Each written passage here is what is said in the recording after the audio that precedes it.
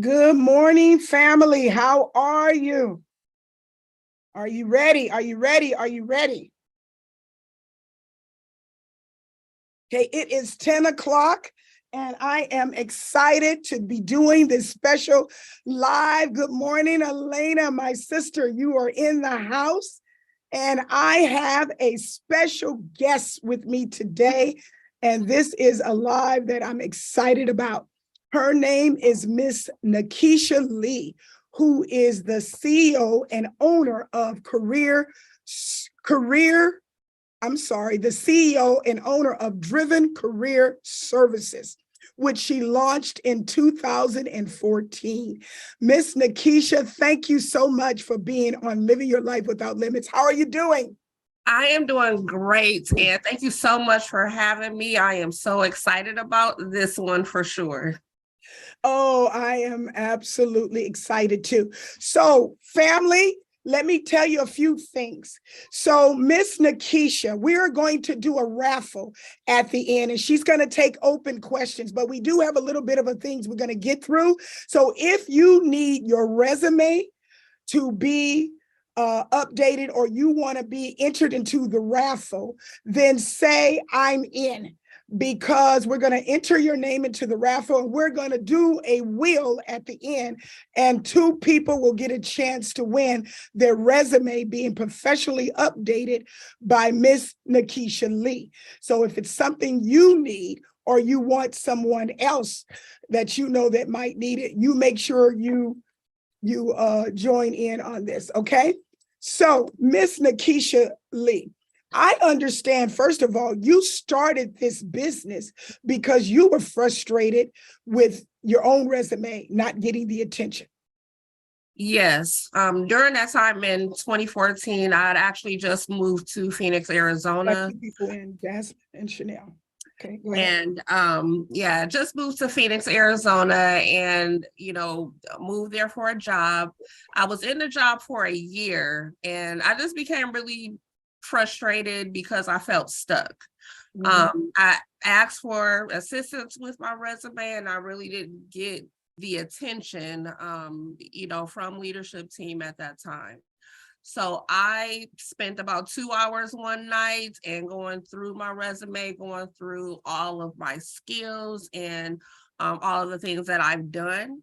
And it got me into a job that I really, really enjoyed, which actually brought me to learning about financial crimes and fraud. So I was able to really get into a lot of good career opportunities because of that and taking that initiative.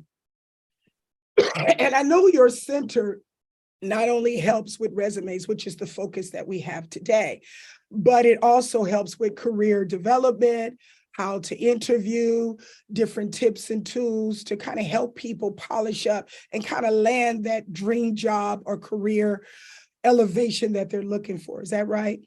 Yes, absolutely. A lot of individuals, since launching this in 2014, one of the biggest thing are interviews and really knowing what to say during an interview, how to interact, what to wear, things like that, how to answer questions.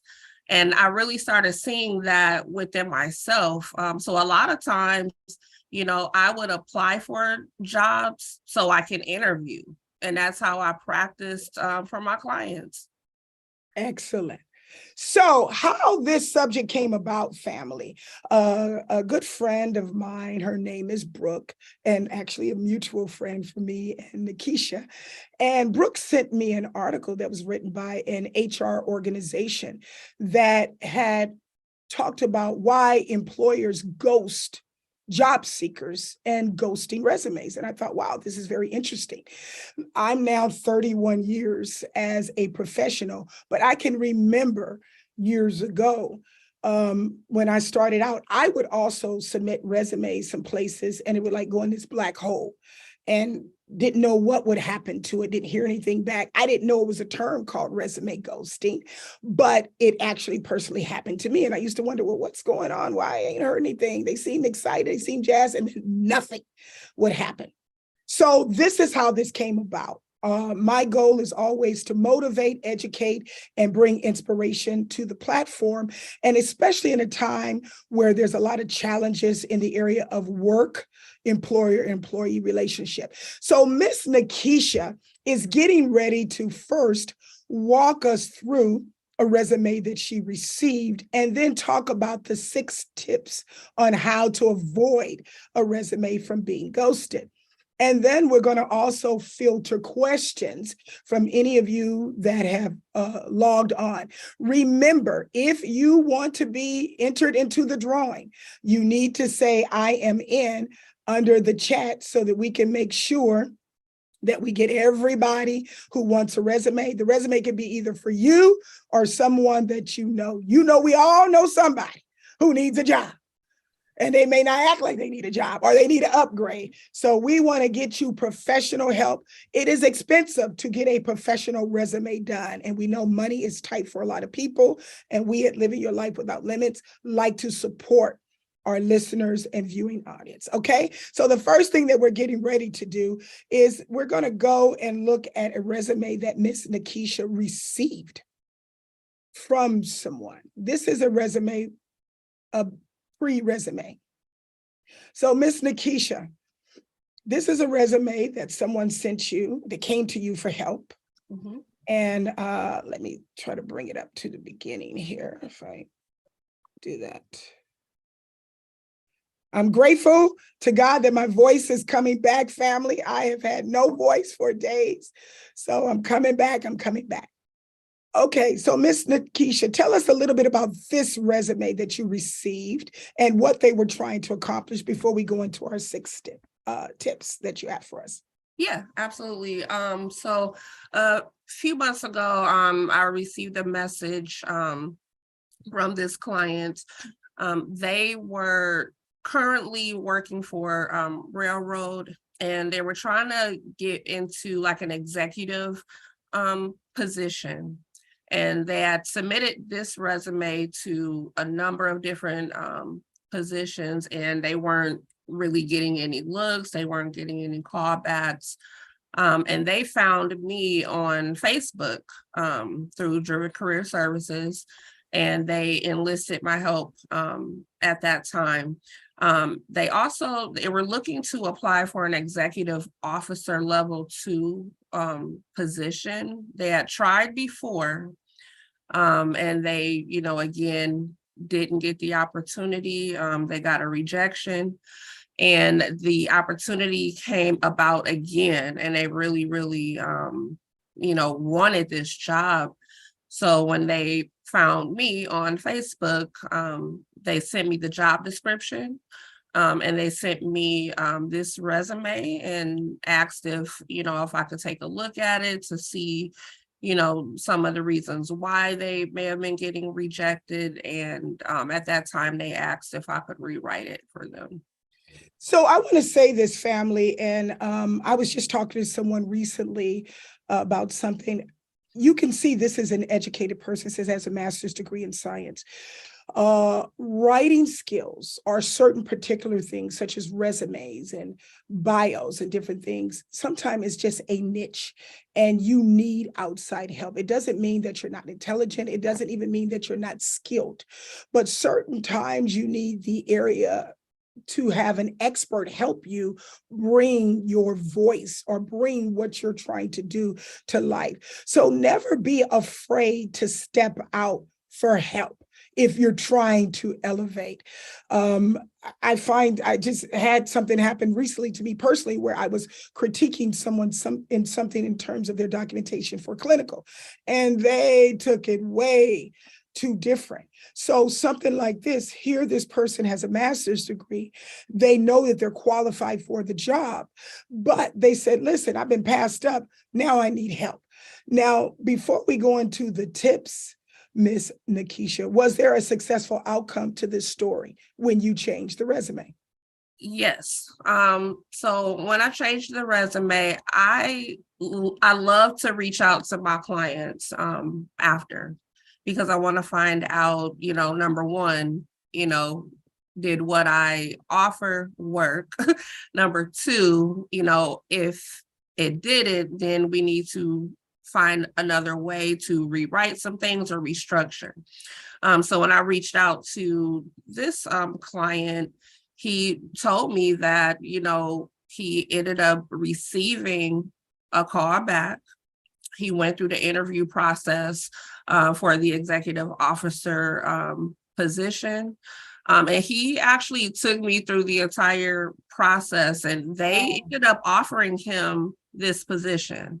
So I was really ecstatic and excited about this because when he reached out to me, I didn't know, who he was at all. He was from a completely different state. And I was a little intimidated at first. I'm like, I really want this to work for him. And this was a higher level position.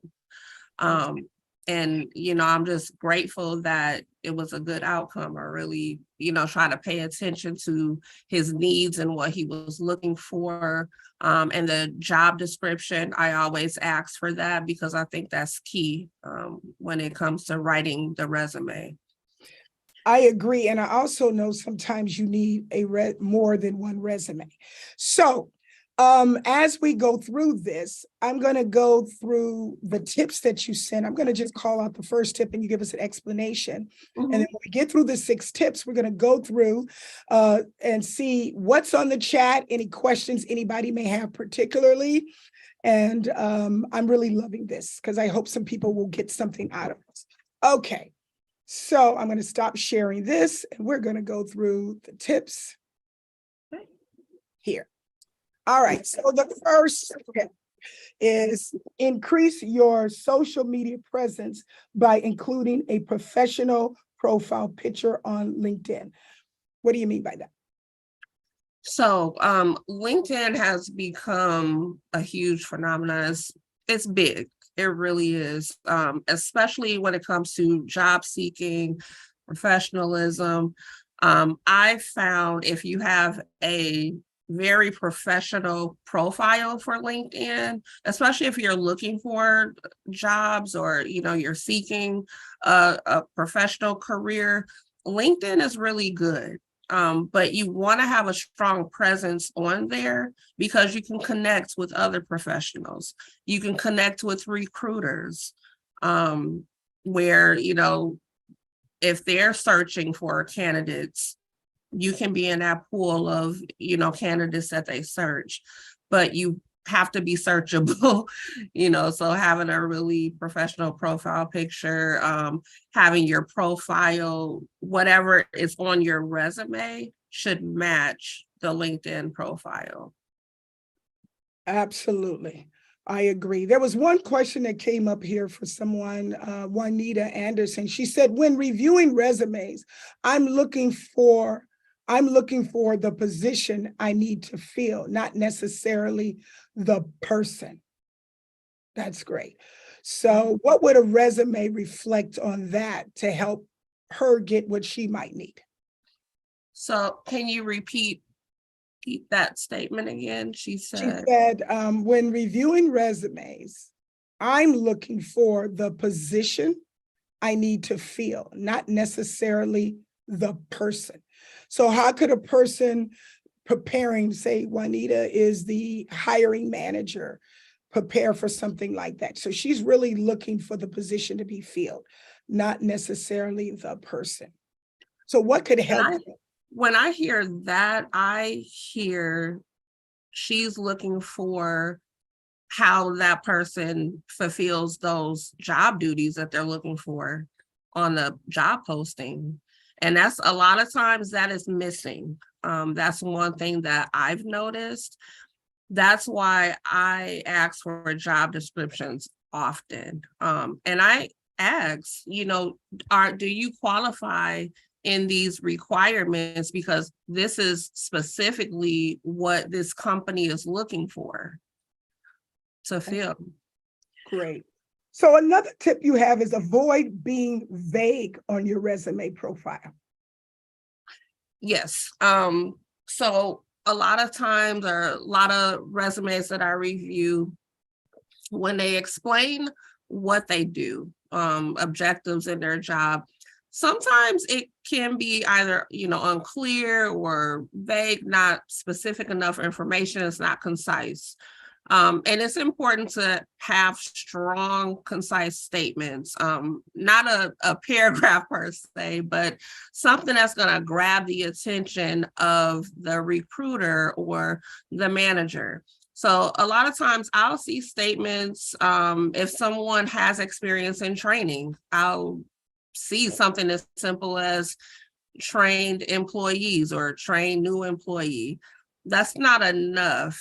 It's good that you have that experience in training, but it doesn't really pull into like, what do you train on?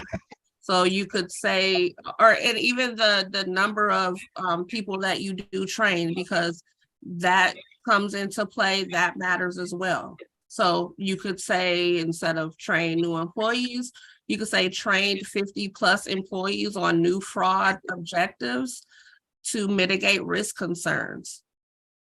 Excellent. I really like that because it kind of gives you a little bit more about what that person does in the training aspect. Yeah, because people want measurable, quantifiable information. They want specifics. They don't want general statements because it has no meaning to it. I like that. Showcase skills at the top of your resume. Yep. So I really think that's important. I found that since writing resumes, being able to show the skills at the top and really where you position those skills are really important. It can either make or break that resume. The applicant tracking system, I know all of you know about that, can be very frustrating because it's the day of the world right now. That's how we measure things in the recruiting process. And so when you have the skills right at the top, the recruiter can find that easily, and it can be picked up in that applicant tracking system. So I just think having it at the top definitely helps out a lot. And I've seen results from that. Always use good grammar and spell correctly. Yes, yes, yes. I know that seems kind of, people should already know that, why is that on there? This is probably one of the biggest things that I see that gets missed. So it's a great idea to have someone else review your resume. Please, please do that. Have someone else look at it. Look at it again a few times, make sure, do the grammar spell check, because if you don't, any grammar mistakes, again, it's gonna make or break the resume, where, you may have a great outline, everything, but if you have mistakes on there, it may show, oh, well, this person doesn't pay attention to detail. Especially if you have a job where the requirements are paying attention to detail, they may put that resume in the rejection pile. Years ago, I know that's true. Years ago, when I was a pretty young thing, when I was really coming out of this thing, I went on an interview with a hiring manager as I was going up the ladder, and she commented that my resume was the only one that didn't have a typo. That's why it went to the top of the pile. So we have a couple of questions we're going to filter through as we go along. So one is from Chanel. Can you talk about the benefits of also listing your personal interests on your resume may help you stand out? And then we got Elena, and we got Juanita again, and we got a couple others. Okay. Personal interests like hobbies, or is that what they? She just stated personal interests. Maybe personal. She didn't expound. Chanel, is it like hobbies? She wants to know a little bit more clarification. Are you referring to hobby or just personal interests? Okay, we'll wait on her to come back with that one. But just in general, if it is hobbies, will that make a difference on? Oh, she says, I also think resumes have changed. I recently attended the Morgan Stanley Business Academy, and they discussed how listing your graduation years, sometimes people prejudge. And she said, yes, like hobbies. Okay. Yeah, I tend to tell my clients, I had a client who had a list of personal hobbies and things on their resume. I had them remove it only because it seemed like it was distracting from the overall gist of what they were trying to do for their resume.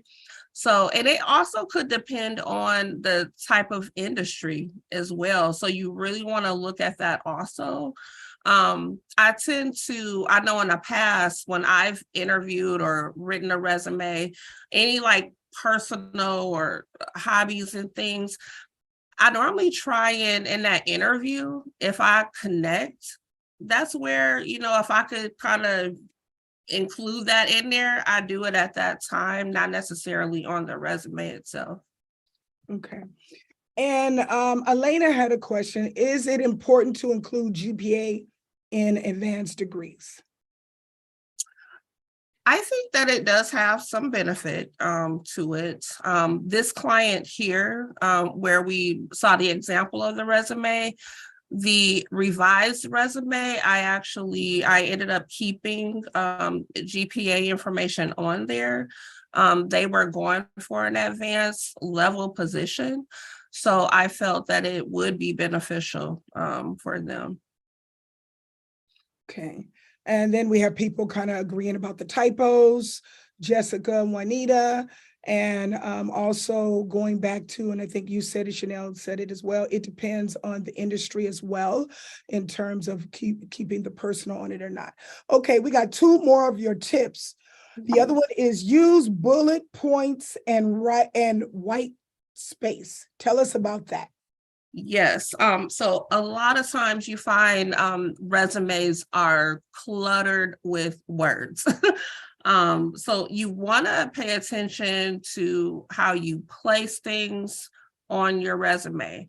So utilize, the white space on your resume, make it neat to where it's easily readable, to where it's not overwhelming.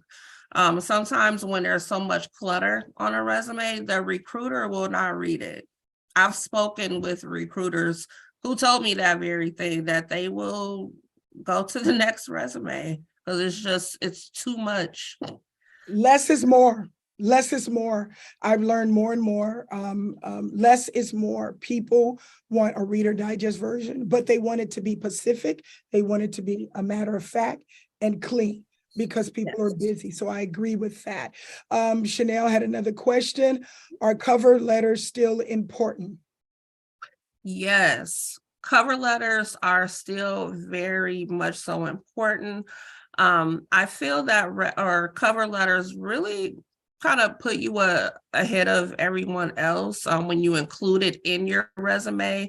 I've actually tested that theory out when I'm, seeking jobs in the past to include it.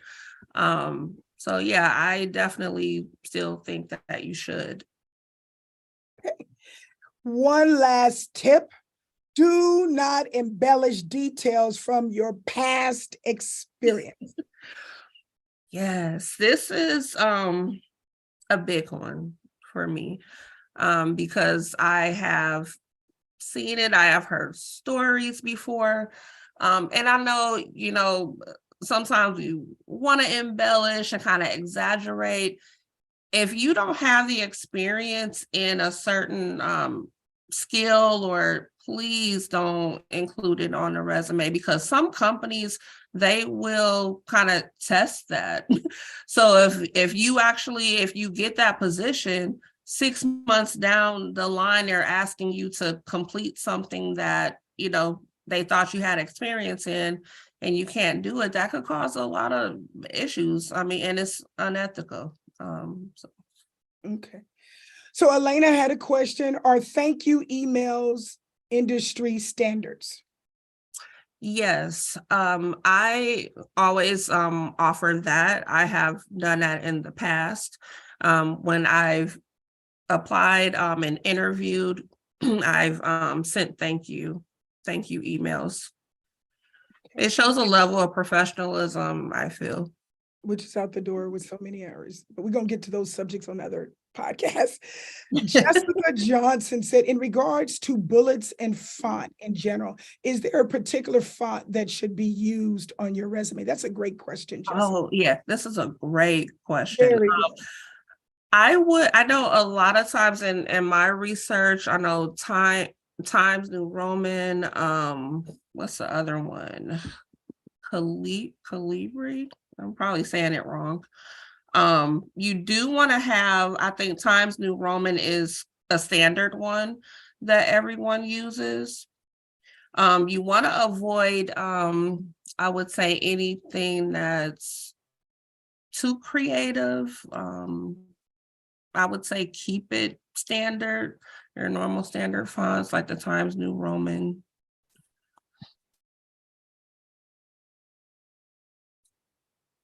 Hello? Yeah. Okay. Still here. Okay, yeah, it seems that. That was All right, so that's good, because I think when they're too fancy and too busy, and also you got to be, people's eyes and their ability to read can be Yeah. good. So when it's too busy, just a lot of people like inscriptions and all this color stuff, Yeah. it can be like, it's too much going on here. So we have a question from Chanel again. It says, can you talk about how important it is to send a follow-up email after the interview has concluded? And then I have one from Juanita. Yeah.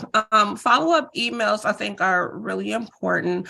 I'm really big on communication and keeping the lines of communication open. So if you've interviewed, with that manager or management team and you have their email addresses, please, send a follow-up email.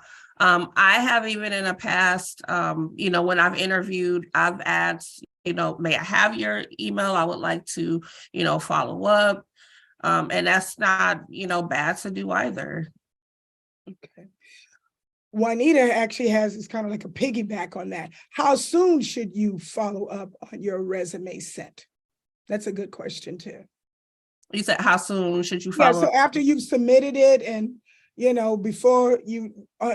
before we wonder if it's ghost or not, how soon should we follow up with a follow-up email or a follow-up on, an interview? Now, has this person already interviewed after they submitted the resume? Because that may make a difference. She didn't specify, she just asked how soon. So let's go with, so if they submitted the resume, and let's say they didn't interview, they hadn't heard anything, and it's been 2 weeks or more, then something is wrong. Definitely. They may have gone with another candidate. They may have, now sometimes, there are instances where they may take longer than 2 weeks. I have had jobs where, I have completely forgotten about that job that I applied for, and it's been 3 weeks and they reached out to me, and it could have been maybe one of their other candidates did not pan out. So that's probably why. I had a quick story to share with that. I actually went through an interview when I first left the county. I'd started my career as a nurse at the county, and my first entering into the private area, it was myself and another candidate that had gone up for, and we went through the resumes and went through all of that, and the recruiter put both of us in there. And when we got in there, they first denied me, and they went with the other candidate. I was Black, she was white. They said that it had no bearing on it. Okay. So what happened, long story short, I was still at a job. I was trying to interview at Beverly Hospital to be the director of critical care. Mm-hmm. So literally 2 weeks later, she was trying to get pregnant and had been miscarrying. And she ended up getting pregnant. Her husband told her she had to not work because he was concerned that she may lose the baby. So they called me back for the interview. And the CNO at the time She said, I want to take you to dinner. And I just want you to know it was nothing personal. It was a hard choice. But you know what I did? I accepted the job, but then I told them they had to pay me more money. So for me, the second choice, they had to, the Oh, money yeah, value went up. absolutely. And guess Absolutely. what? They paid it. They paid it. Yeah. So it actually worked out for me in the end too. Okay, so That's a big thing. The money thing, that's a so that's I said I understood it, I got it, but then I went back to the recruiter. I said, now it's more money. My value has gone up oh yeah, because now definitely. I'm not going to do it for the same money, and they Yeah. paid. So Alex has a question. He said, "What do you think about adding color to resume?" That's a good one. Oh, I'm not for color, but I want her to. yes. I have written resumes where, you have the templates and you have some color in it. I've had where there's some red, and I don't do like the purples and neons, all of that. I think it makes it stand out, but I think it does also depend on the industry too. You wanna look at that, because if that, hiring manager or that employer, if you feel that, oh, they may not like that, or you may be iffy about, doing that on your resume, you probably shouldn't do it, and just keep it standard, keep it professional, of course, but keep it just standard with, what you do, but be concise and be specific. Okay, I'm going to take one from Sean. I think I'm pronouncing it right, Sean, Shon. I have multiple professions. This is a great question. In different careers, do I need multiple resumes? Great one. I would say yes, but we're going to talk to the expert. Yes, you are absolutely right. With multiple professions, you do need more than one resume. I think what happens is that we, write one resume, and then we put that one resume in all these different areas, and a lot of times you're not getting the looks that you need, because you're not changing up the resume. So you do want to have more than one. Great, great. I have one from TF Cray. I think that's my son. Should you add all your history, whether good or bad? That's a good one. I say no, but let the expert tell us. Yes, with the good or bad history, I would not add everything. Number one, you don't add everything because you're going to have a book, number one, and everything doesn't apply to each job that you're applying for as well. And then kind of if you had something that's bad, in a previous job, I would avoid that altogether. I really would. Yeah, because they could link that back to wanting a reference for that, and it could go against you one way or the other. I mean, it's this person's version versus that person. These are all great questions, everyone. Yeah. I think, Jessica, we kind of addressed the color resume with Alex's, if you're satisfied with that one. Chanel, and then I got another one from Jessica. And anybody, we're going to be doing that drawing pretty soon. Did you put in your I'm in, so we know you want to be included? Because I have someone here putting the names on the wheel, and we're going to show it so you can see it live, so you can know that we are honest here with this drawing. So Chanel has, how can freelancers stand out when composing their resume? You got everybody's name in so far. This that I'm in. Okay. Okay, say that again. You said freelancers. How can freelancers stand out when composing their resume? In other words, they kind of work as a contractor or independent. Well, I think skills are really important in this type of scenario. So really showing some of the top things that you've done, in the contract roles, especially if you have a number of different contract roles, really kind of include like a career profile right at the top to include some of those things, because I've seen that as well. It's all about where you place it on the resume too. I find some of the things that people include like that may put it at the end of their resume. And sometimes, honestly, the recruiters take maybe up to 12 seconds at that to scan resumes. So you really want to have things right at the top, including, if you're in freelance, find a way to include it right at the top of your resume.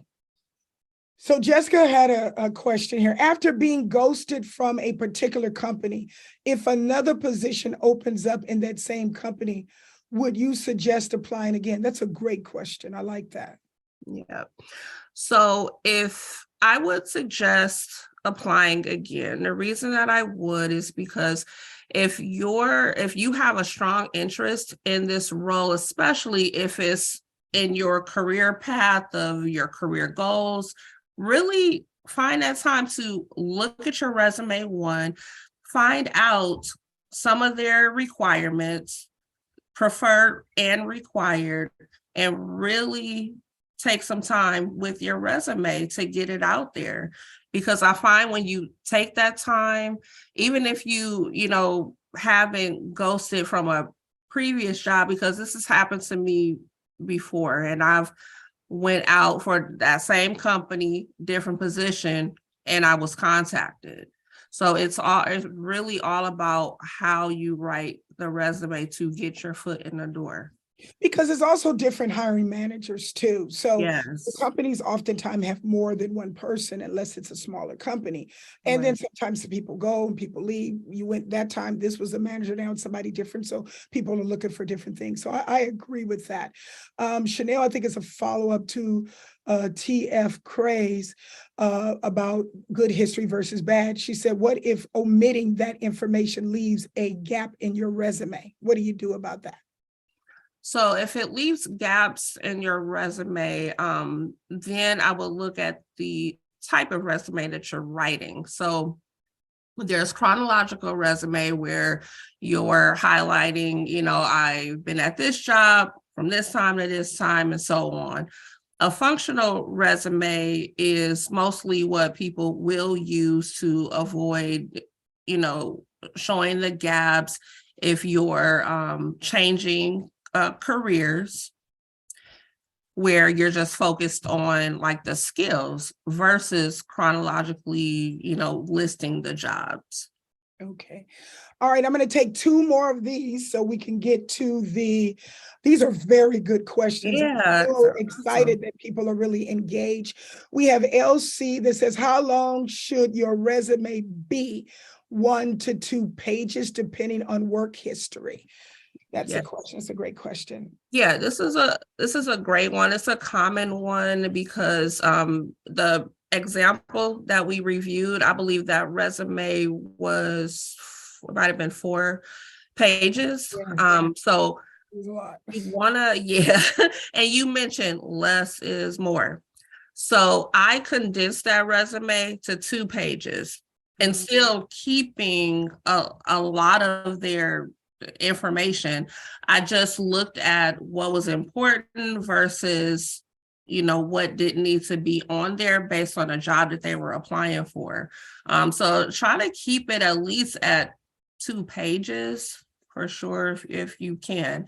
And also it depends on the industry. Some industries have a hard requirement, of what they look for when it comes for the resume. So it's important, I'm just going to add on here, when you're going for any type of job, whether it's a promotion or a new opportunity, to really read the requirements that you're applying for. They usually give you the job description, some of the skills, and some key requirements. So go through that thoroughly, because you will pick up on some cues that you either need to include or omit as it relates to you preparing for that interview. Okay, I'm going to take another question here, and I think it's kind of the same way. I have one is gap in resume, how big is too big? And then we got Juanita with how far back should you go? So let's start with Sean. Gap in resumes, how big is too big? In other words, how much time in between? And then we got Juanita, how far back should we go? And I think if we get the internal drawings. Yeah, I would say if you have a gap that's now, if it's 6 months or more, hiring managers think that's big. If it's anything more than 2 years for sure, you gotta find a way to fill that gap, because they're gonna ask, what were you doing during that time? I've had clients who have mentioned that to me when they interviewed and they've had gaps in their resume, and the hiring manager is looking and reviewing the resume. They've asked those questions. So that's why the functional resume really, really serves a lot of people well, because it can help with those types of things. Exactly. So it doesn't look like so much space. Right. So Juanita had a role. How far back? Had a question. I'm sorry. How far back should you go on your resume? I mean, if you're like me, 30 years in it. I mean, do I put 30 years worth of data, or what do we do? Yeah. Now, sometimes, depending on the job that you're applying for, you may have to go back. So if you've had training experience, for example, or, management, and let's say you got out of it for a while and then you want to get back in it because you see a job opportunity in management, you may have to go back to what you were doing previously to place that on your resume as well. Okay. Excellent. You guys have had some fabulous questions. Yes, I mean, really, awesome. I think I got them all. I didn't intend to miss anybody. We're getting ready to go and make sure we got everybody's name in that want to be in the drawing, and we're getting ready to do our drawings. And I'm going to pull up that wheel. There, I think we got everybody. You think you got everybody? You got Elena Bailey. You got, there you go. Sure we got everybody. Let me just go through it one more time. Let's see. Got all the names? Okay. If you are the winner, you will need to give me your email so that I can make sure that we get your resume in. I'm going to type in where you can send your email to info@living your life without limits. Send me your email address and your full name. And then that way we can make sure that your information goes in.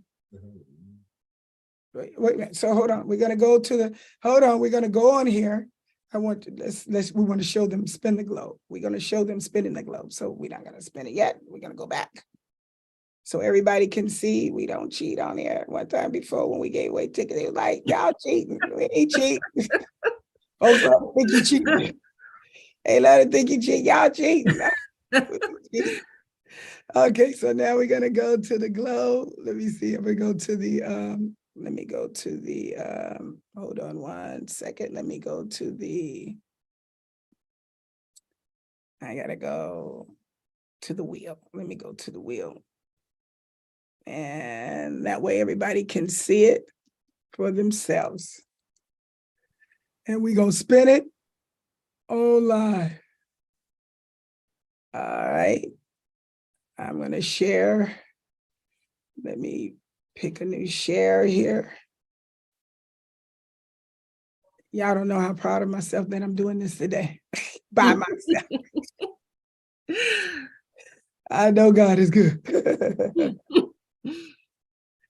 All right, let's see what you have on there. Resume ghosting. Do you have any names on them? Oh, this was mine. Oh, you already have one up, right? Okay, so we're going to have you share yours. Okay, I'm sorry, I'm sharing the wrong one. Okay, we're going to have you share your screen. Oh, down here. Over here.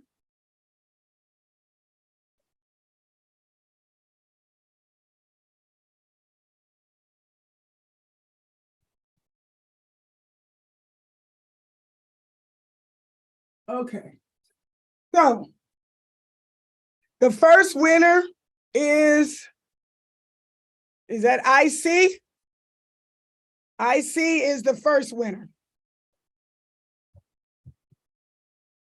So IC, you are our first winner of the resume. Now we're going to spin it again. Spin the wheel again.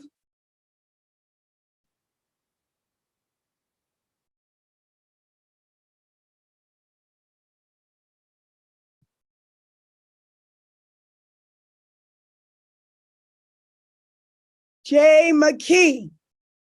Oh, Jay McKee is our second winner. Jay McKee and IC. So Jay McKee and IC, you guys are winners of our drawing, and you will get a free resume done by Miss Shamika to help you on your next level journey. So with that in mind, please make sure that you email me at info@livingyourlifewithoutlimits.com. Congratulations to our winners. And I want to have Ms. Shamika give us a final thought to give to the viewing audience today on how to avoid ghosting. I think they said that I was reading in that same article where the attorney had mentioned that she highly recommends her clients not do that because it can also go into potential litigation, where you can go into litigation of people feeling that you didn't do fair hiring practices. So it's not good for leaders to ghost people as well for those particular things. Any final thoughts you want to say on that? yeah.